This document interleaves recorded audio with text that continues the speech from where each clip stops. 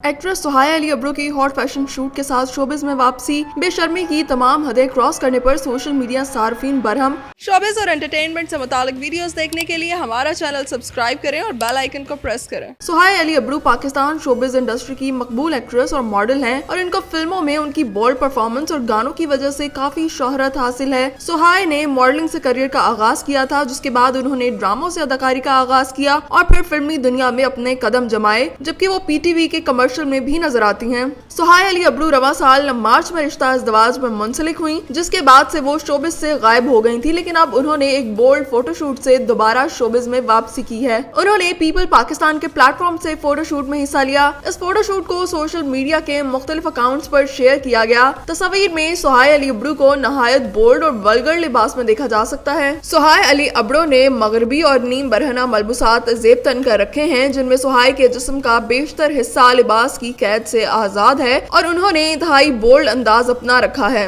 सुहाया अली अब्रो की ये तस्वीरें बस वायरल होने की देर थी। सोशल मीडिया सार्फिन ने मॉडल को आड़े हाथों लिया। ज्यादातर सार्फिन सुहाया के बोल्ड अंदाज पर लान तान करते रहे। एक सारिफ ने लिखा, इसने भी टांगे दिखा ली हैं, अब इसको कोई अवार्ड दिया जाए। एक सारिफ के मुताबिक आपकी शक्ल पर लानत बरस रही है। एक सारिफ ने लिखा, फिर कहंदे ने बूटा गाला कट दाए। एक सारिफ ने सवाल किया कि इन बेशर्मों को क्या हो गया है, ये किसको फॉलो कर रही हैं। किसी सारिफ ने उन्हें दुआ दी कि अल्लाह हिदायत दे। सार्फिन के मुताबिक इनको बेहयाई फैलाकर क्या मिलता है। सार्फिन ने इल्जाम लगाया कि तुम लोगों की वजह से रेप होते हैं। एक सारिफ ने कहा कि वतन की हवाएं आपको लानत भेजती हैं। याद रहे कि सुहाया अली अब्रो का आखिरी ड्रामा प्रेम गली गुज़श्ता बरस रिलीज हुआ था और इस वक्त अदाकारा कुछ टीवी और फिल्मी मंसूबों की शूटिंग में मसरूफ थी। ताहम उन्होंने अचानक शादी करके सबको हैरान कर दिया। सुहाया और शहजर मोहम्मद की शादी के हवाले से अदाकार हुमायूं सईद ने उनकी शादी की तकरीब की एक तस्वीर शेयर की थी, जिसमें अदाकारा को दुल्हा के साथ रूसी लिबास में देखा जा सकता है।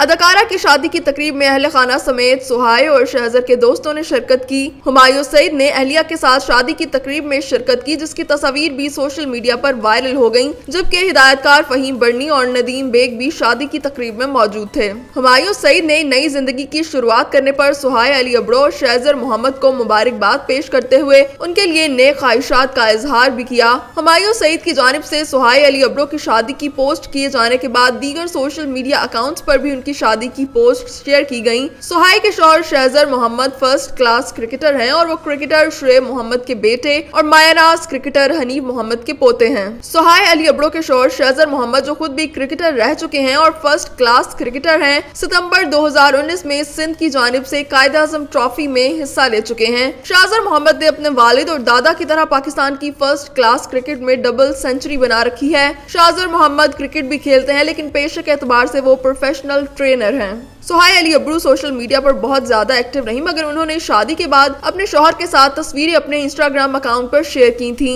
सुहाया अली अब्रो ने इंस्टाग्राम पर अपने शौहर के हमरा ली गई कुछ हसीन तस्वीरें शेयर की, जिनमें वो दोनों बहुत खुश नजर आ रहे हैं। अदाकारा की जानिब से इंस्टाग्राम पर शेयर की गई तस्वीरें मुख्तलिफ तकारीब की हैं। उन्होंने अपनी तस्वीर के कैप्शन में शौहर से मुखातिब होते हुए लिखा कि ये मेरे लॉबस्टर हैं। इसके अलावा उन्होंने शादी के बाद अपने नए हेयर स्टाइल की तस्वीर भी सोशल मीडिया पर अपने फैन से शेयर की। तस्वीर में वो बिल्कुल अलग नजर आ रही हैं। इन तस्वीर पर उनके मदाहों ने तबसरा करते हुए कहा कि आप शादी के बाद ज्यादा निखर गई हैं। अब तक सुहाया अली अब्रो 2 दर्जन से ज्यादा ड्रामों और निस्फ दर्जन तक फिल्मों में काम कर चुकी हैं और उन्हें उनकी परफॉर्मेंस की वजह से अवार्ड्स भी मिले। उनकी पहली फिल्म अंजुमन 2013 में रिलीज हुई थी, जो माजी की मकबूल फिल्म का रीमेक थी।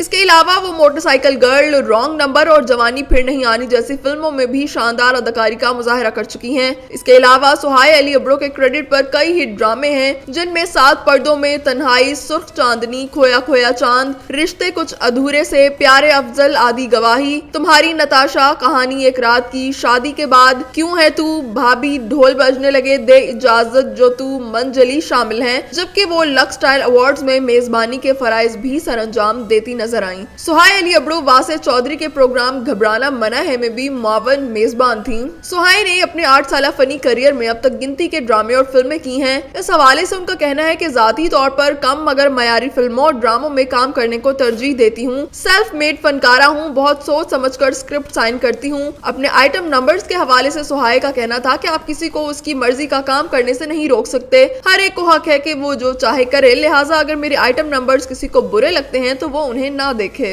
ताहम इतना जरूर कहूंगी कि रॉन्ग नंबर में मेरा जो गाना है उसे किसी भी तरह आइटम नंबर नहीं समझती, क्योंकि ये इस कैटेगरी में नहीं आता, मगर जाने क्यों फिर भी इसको लेकर खूब तनकीद की गई। इस मूवी में मेरा ठीक ठाक रोल था और सिर्फ एक गाने में ही जाहिर नहीं हुई, और फिर इस गाने में पूरी फैमिली को दिखाया गया था। इसके अलावा गीत में वल्गरपन भी नहीं था, फिर क्यों इस पर आइटम नंबर का इल्जाम लगाया जाता है। फनकार अपने किरदार में डूब जाता है। रक्स करना कहाँ से आइटम नंबर में शुमार होता है। डांस डांस होता है, शादी ब्याह में क्या लड़कियां डांस नहीं करती। उन्होंने मजीद कहा कि एक फनकारा हूँ, किरदार की डिमांड और कहानी की सिचुएशन परफॉर्मेंस का तकाजा करती है। अभी कुछ नहीं कह सकती, इतना जरूर कहती हूँ कि आइटम नंबर्स की शौकीन नहीं, लिहाजा नहीं चाहती कि मेरा इमेज आइटम गर्ल के तौर पर बने, बल्कि एक फिल्म स्टार के हवाले से पहचान बनाना चाहती हूँ। मोटरसाइकिल गर्ल फिल्म करके किसी हद तक आइटम नंबर गर्ल का लेबल हट गया। फिल्मों में मजीद काम के हवाले से सुहाय ने कहा कि मुझे सिर्फ कमर्शियल मूवीज ही नहीं बल्कि आर्ट फिल्मों में काम करना भी पसंद है, ताकि अपनी फनकाराना सलाहियतों का भरपूर इजहार कर सकूं। आर्ट मूवीज में काम करना मेरी तरजीहात में शामिल रहेगा।